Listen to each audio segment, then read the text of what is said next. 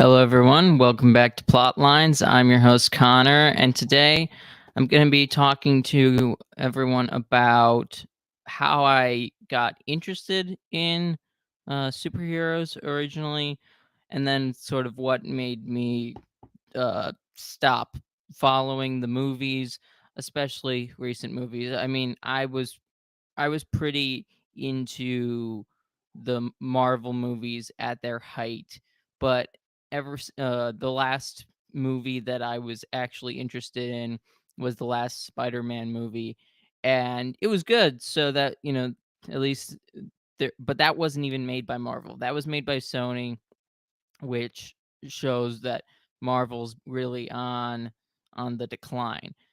But and then I'd love to hear all of your thoughts. I'd love to hear questions after if you have any after I'm done talking. Christian Unity, greetings to you too. Good morning. Good morning, everyone. So yeah, so in high school, I was told about the Marvel movies. I think maybe sophomore year. Yeah, I think so. I think it was sophomore year. I had freshman year. I had gone to a. It was my birthday, and my mother and I went to the movie theater, and we watched Captain America: Winter Soldier, and I thought that was a great movie. It was a bit intense for me. I wasn't used to, sort of intense action movies at the time, so it was pretty dramatic for me. But it was quite interesting, and Captain America: Winter Soldier is a political drama, and I think it had a decent message, or at least tried to have a discussion about the state having so much influence and the state watching your every move and being ready to kill anybody who's a dissident, which I think has a lot of uh just a lot of meaning for today's society. Think about how a lot of people uh feel like the government think they're enemies. So the FBI had this whole thing where they said that traditional Catholics were uh, were basically the enemies of the state. They were dangerous and they needed to be watched. And they were doing. It sounded like they were doing undercover, stuff, which is pretty ridiculous. I don't think that. I mean, I could see them thinking that regarding the fact that they don't share the same politics. And yes, I think Catholics would change a lot about the government, but that's pretty much every type of politician. Every type of politician wants something different uh, to be uh, to be achieved through politics, and so why would you expect anything less from any group? It seems. I mean, the only thing is I understand why the FBI would say, okay, violence. They don't want violence. So if you're a violent group, then you should be under watch, I guess. I understand that, at least it's logical.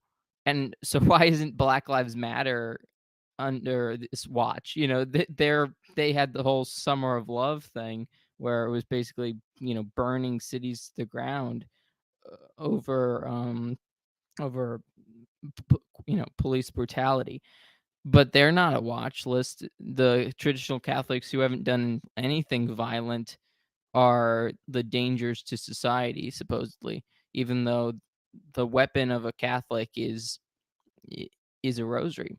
But anyway, so Captain America Winter Soldier gives you this idea that the government, with at least evil parts of the government, want to eliminate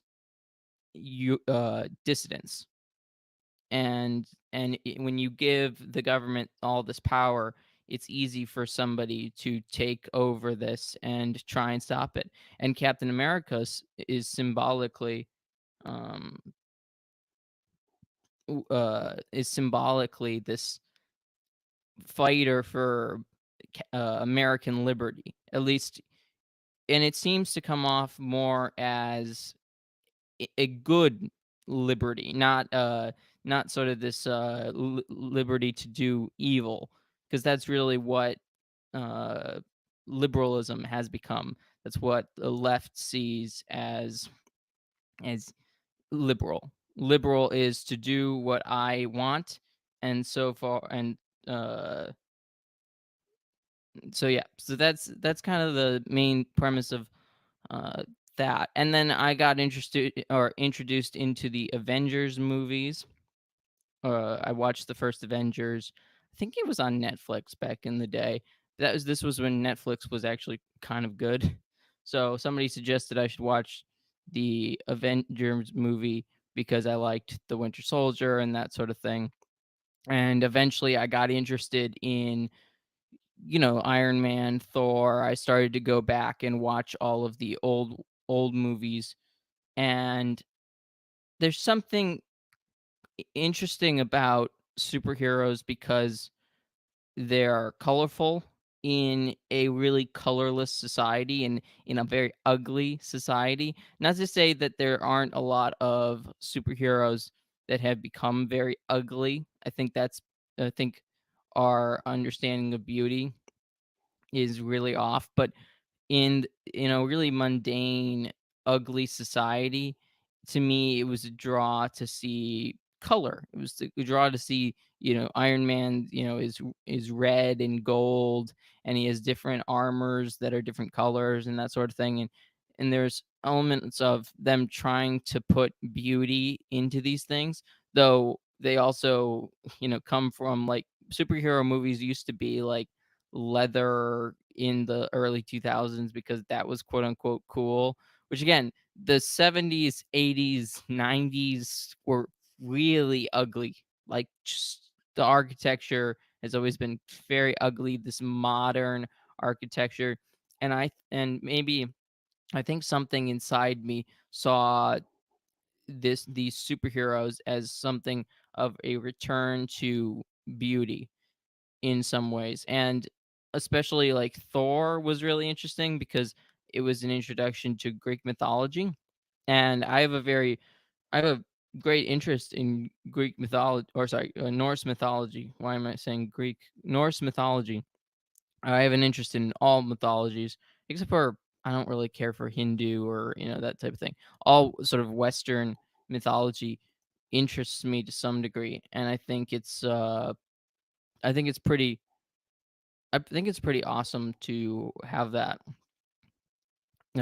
featured in the superhero genre. And in a way, it got me more interested in deeper forms of literature. So, I mean, I was introduced to the Iliad and the Odyssey in high school, but I never really got into it. But seeing the Thor character was quite interesting, and I definitely have Thor is probably one of the coolest comic book characters in my opinion. I love the different I love their adaptation of Thor because it's not the same as the Norse quote unquote god. He is definitely a creation of, I think, Stan Lee and Jack Kirby.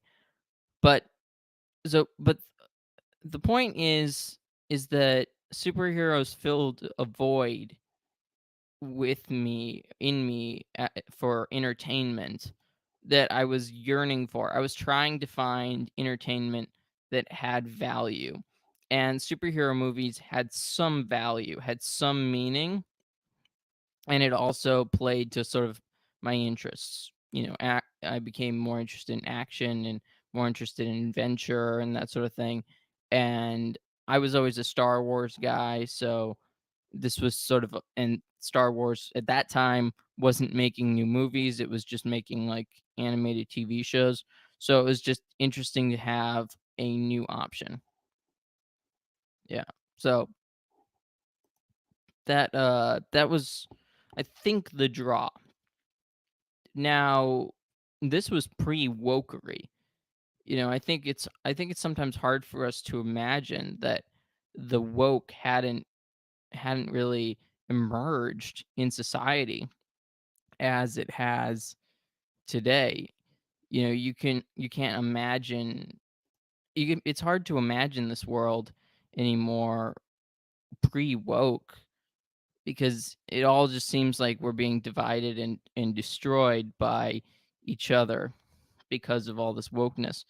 And you actually had, male superheroes saving the day, not being uh, emasculated. Though I mean, and Iron Man is this playboy, but he sort of over the course of his movies comes around. He he obviously has a love for his assistant Pepper Potts. So over time, he he realizes that he doesn't need the easy love, the easy lustful, he desires only one woman. And that comes all the way down to kind of the end of Good Marvel, which was uh Endgame. He has a kid, and that's incredibly beautiful. He settles down. I mean, I don't there is no evidence of him being like a fully moral man in the way we might think of as Catholics, but overall the he's overall moving towards something that is real, that is moral, that is good. And he still comes out and saves the world. And I think the reason people like superheroes is we're all looking for saviors. Now everyone forgets that we already have a savior. He's already come and he's already gone, and he will come again. But in some ways, so superheroes give us some sort of uh, reference to him in that.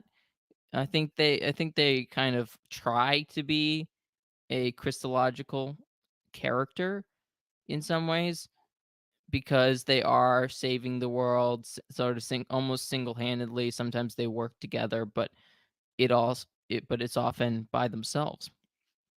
And one of the great things about the Marvel movies was that they had a storyline that they were driving towards. They had something that they wanted to accomplish. They wanted a full arc regarding all their characters and end with Thanos.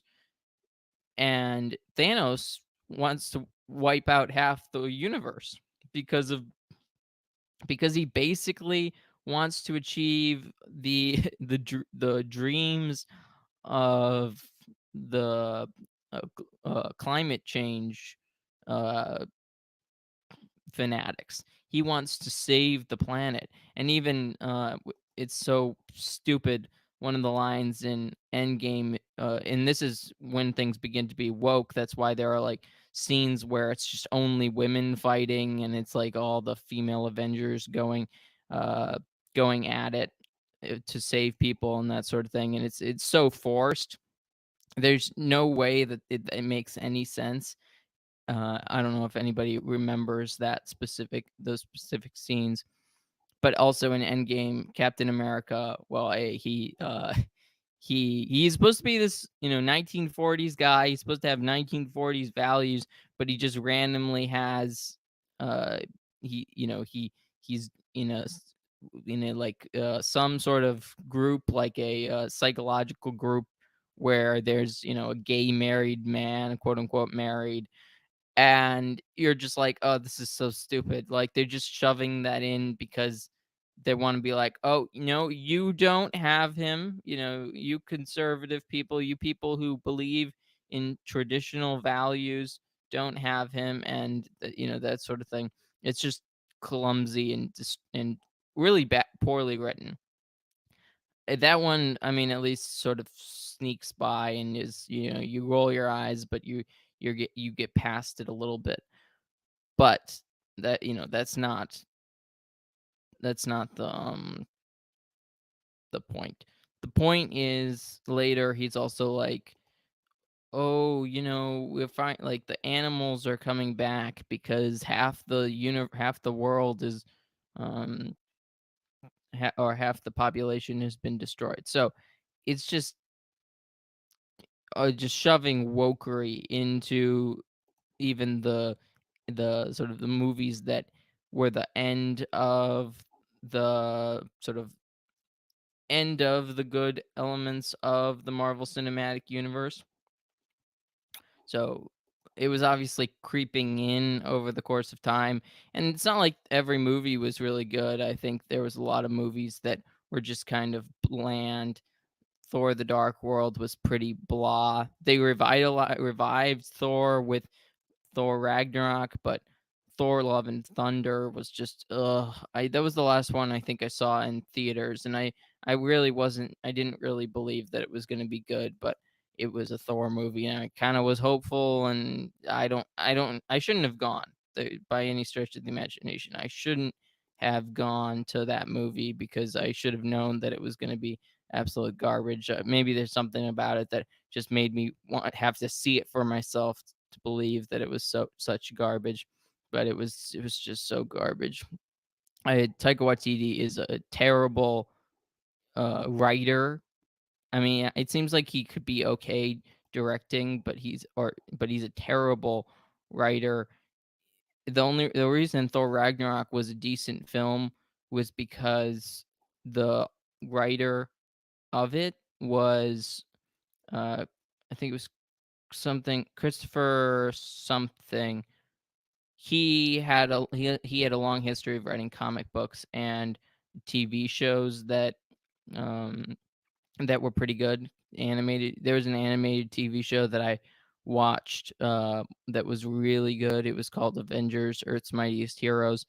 It was basically, in my opinion, how the Avengers should be done if as an adaptation, because it's hard to do the Avengers because of it's hard to do any long-standing comic book character in adaptation because they have so many stories that you could tell, and you have to sort of cram them all in, or you have to sort of make them work, even though like it's been 60 years. I mean, the comic books have been just terrible as of late.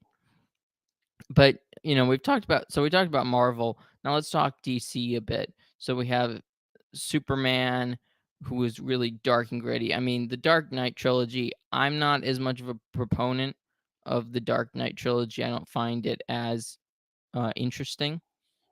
I like a sort of classic comic book version of Batman where he's more family oriented and he wants a family, and it's sort of his playboy sort of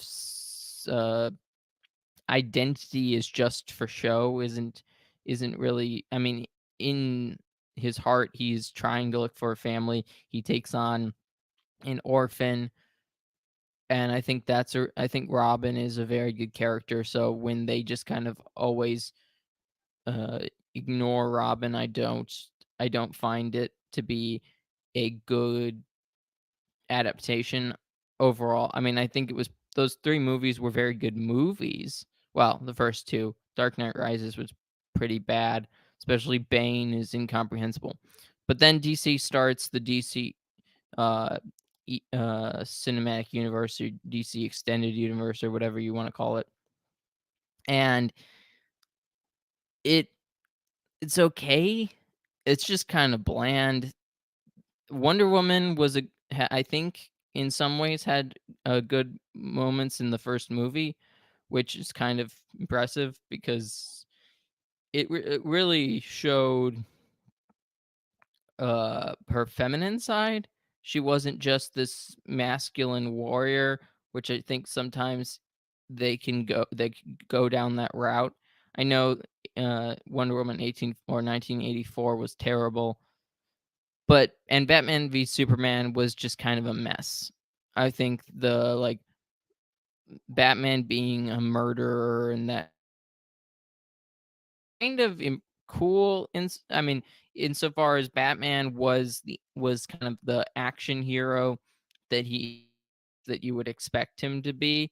He is he's that good at what he does, and I think that's impressive. So in some ways his action scenes were as good as you could possibly get, but the tone, Superman needs to be optimistic, Batman needs to be um hopeful yet, you know, in the in the in the dark. He needs to be dark, but he can't lose himself, and that's where lose you lose Batman when he becomes way too dark. And I think, there was a lot of problems with that movie. But DC just never managed to pick themselves up. They never managed to tell a full story. The Justice League was funny, but it was too much like Marvel, and it was just DC hasn't been able to make good movies really, or a good cinematic universe, because they haven't had a single like storyline that they're trying to achieve. And Marvel had that for a while, and now it's gone, and now they're just putting out garbage. I don't find Marvel interesting anymore. I mean, I find some of their characters interesting, and maybe I'll come back to them one day, but I think the whole thing needs to kind of burn to the ground before anything can be revived. So it will probably be a while before Marvel Comics, DC Comics, and then their respective movies to grow.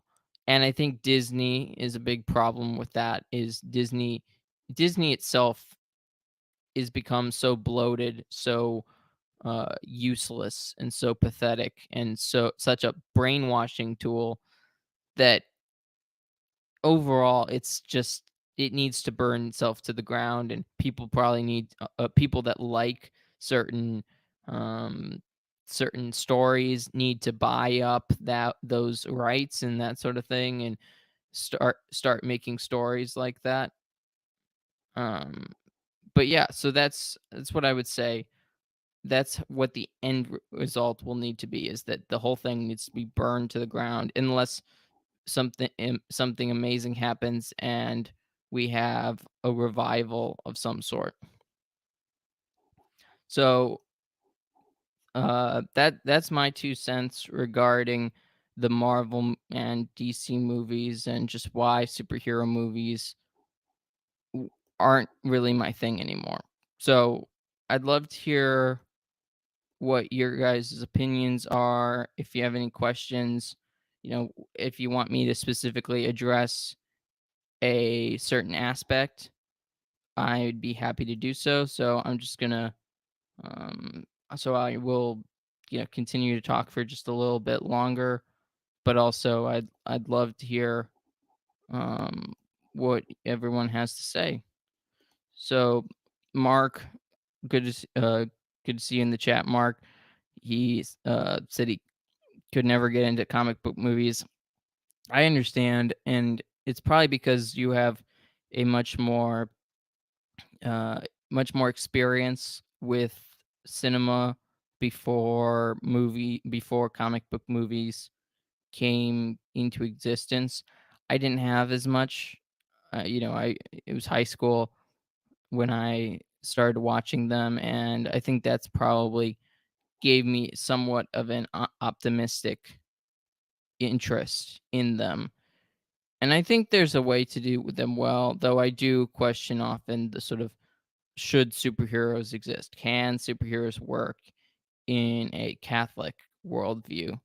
So, that's what I've been those. So I've been trying to figure that out. Maybe I'll have somebody. I'd love to find a philosopher or somebody on YouTube that has thought about this a lot, that wants to know whether or not superheroes could work theoretically. Obviously, they don't really make sense because we don't have superheroes. So it's obviously a fantastical thing. So that's kind of it. I hope everyone enjoyed this episode. Please like, share, comment, and subscribe. And catch back, catch, come back for more episodes of Plotlines.